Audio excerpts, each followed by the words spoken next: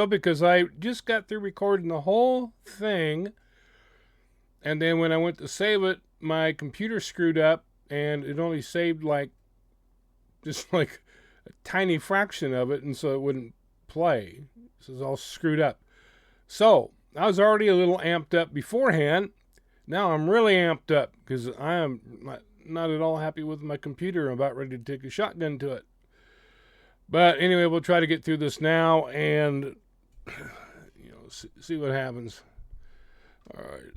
So what I want to talk about now in this video is the roadside assistance call when Nick, the service driver, was called. And I want to talk about the different scenarios. Okay, number one, let me just say off right from the bat that law enforcement received the video, or they already identified the two people in the video, and so it's been confirmed that Kiely's vehicle was seen at Boca Reservoir Saturday morning, the night after the party. People are still going on and on and on about all these theories about how she drove in the dark and ended up in the lake. Sorry. Why do you keep talking about that stuff? I mean, are you doing it just to get clicks? I mean, come on. We know for a fact that her vehicle was not in the water Friday night. So stop it. I mean, come on. You know, it's like people are reaching to try to get different things to keep the conversation going when we should just be concentrating on the facts that we have and not trying to drum up other theories and crap and basically showing disrespect to Kiely by coming up with all these other, whatever you want to call it. Anyway, it just frustrates me. All right, so we know for a fact that Kiely's vehicle was seen at Boca Reservoir Saturday morning. Now, there's only 3 scenarios that I can think of in my mind that could be even a remote possibility. Okay, the first scenario, which is also the one that I believe, is that it was actually Kiely at the vehicle. All right, several reasons why I say that. Number one, the strange behavior. A lot of people are saying that the male and female are going from side to side, trying to keep Nick from going to the back of the vehicle. No, that makes no sense. That's not what Nick described. What he described was the only time the girl moved was to get away from the guy. He'd come over by her. She'd go to the other side of the vehicle to get away from him. He'd come over there. She'd go back to the other side of the vehicle to get away from him. It wasn't to try to protect him going to the back. It makes no sense. They weren't like going, switching, making sure Nick didn't go back there. She was trying to get away from him. She gets in the car. She says, hey, how do I fasten my seatbelt? Like she wouldn't know. Okay? Even if it wasn't Kiely. Why would you ask that question? You know how to fasten a seatbelt. A little 3-year-old kid knows how to fasten a seatbelt. All right, so why would you do that? Oh, to distract him from going to the back. No, I don't think so. I think it was Kiely, and she was trying to get Nick's attention, thinking if she did enough weird stuff that he'd catch on. And he kind of did, but not enough to where he felt he had enough to call the police. And I'm not sure, as I've said in one of my other videos, had he called them, that they'd have done anything. Because it's not against the law to act weird. Because you run into a lot of weird people out there as a service call person, as a tow truck driver, as a police officer. There's a lot of weirdos out there, and you don't arrest them for being weird. All right? So I don't think we can criticize Nick all we want and say, why didn't he call the cops? I can almost guarantee you, even if he had, they wouldn't have done anything. Especially seeing how they handled pretty much everything else here, too. So I don't think that it was 2 people with a dead body in the back. Okay, and that is the second scenario. That it was 2 other people and Kiely's body was in the back. All right. If it was two people with Kiely's body in the back, they had about an IQ of about 2. I mean, I've run into a lot of stupid people in my time as a cop, but nobody that dumb. Okay, let's look at this logically, people. Put yourself in the place of either the male or the female if you're a female and the male if you're a male. And you've got a dead body in the back of the car. Okay, what are your options? Your options are to call roadside assistance and maybe get the car towed. And if the car's towed, you're totally screwed because they've got you on camera. Would you do that? No way. If I had a dead body in the back, I would skedaddle from there. If I thought the car died, I'd be out of there so fast to make your head spin. And cell service works in that area, so you'd be calling somebody or calling a taxi or calling Uber, calling somebody and get the hell out of there. You wouldn't stand there with a dead body, especially if it's not even your vehicle. You're not going to stay there and call roadside assistance with a dead body in the back and take the chance of getting caught and arrested for murder. You're just not going to do it. Nobody is that dumb, I don't think. I mean, there's always the possibility that there's people that stupid, but I really, really don't think so. Would you do that? Or would you get the hell out of there, call Uber or call a taxi or call a friend to come and get your butt out of there and away from the scene? All right? Think about it. That's why I have a really, really hard time believing that it is two other people there with a dead body in the back. That makes absolutely no sense to me at all. No sense. So, I'm not saying it wasn't two other people, but if it was two other people, which brings us to our third scenario, which that it was two other people, but they had hid the body elsewhere and then came back later and got it. Now, if they'd hid the body, there's only one reason they wouldn't just leave it there.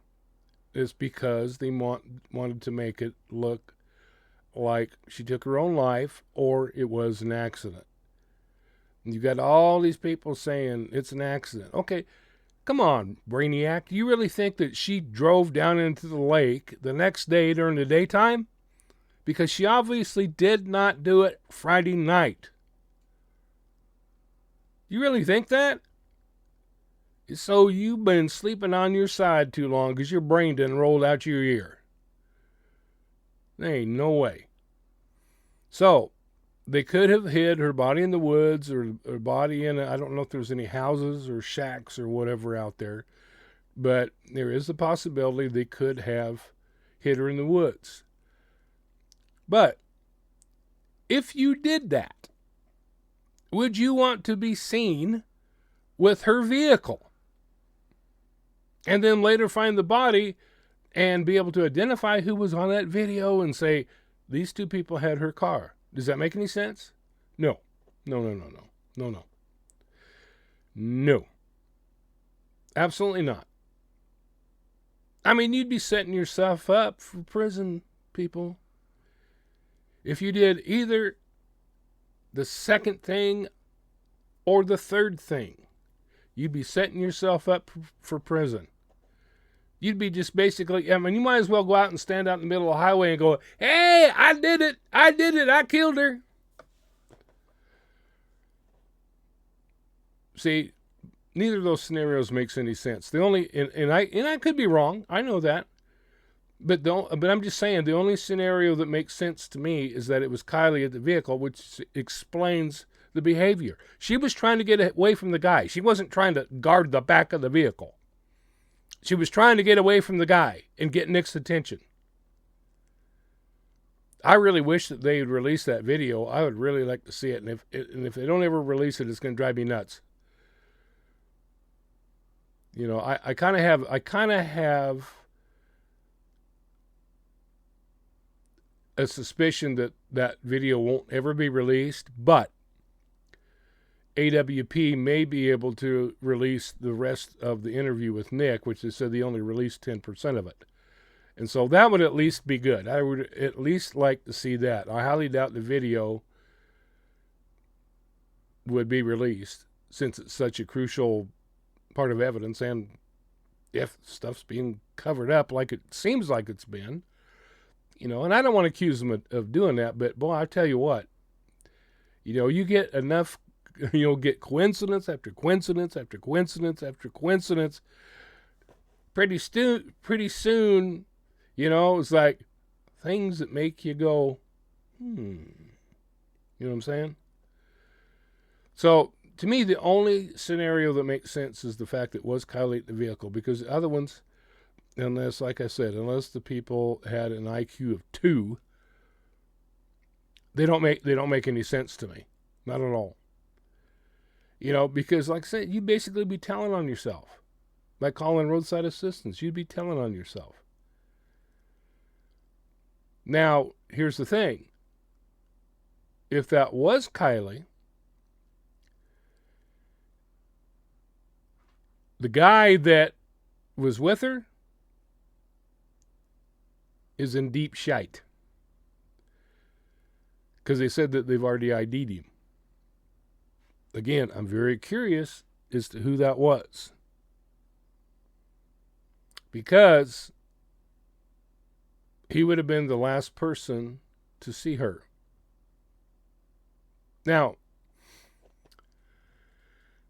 people who've made some statements about that maybe Kiely took something that they offered her and blah, blah, blah. Honestly, my gut feeling is on that, she's a smart girl. This girl graduated when she was 16 years old. Plus, that incident had just happened where that one guy that, is in jail now gave that 15-year-old girl a pill laced with fentanyl, and she ended up dying as a result. And these kids knew about that. This girl died a couple of weeks, I think it was, I may be wrong, but it seemed to me, I remember just off the top of my head that it was like a couple of weeks before this party. So I would think, but you never know, but I would think that the kids would be very leery of strange people coming in there offering them pills and drugs and cocaine and all that stuff, since any of it could be laced with fentanyl. So I just don't see Kiely.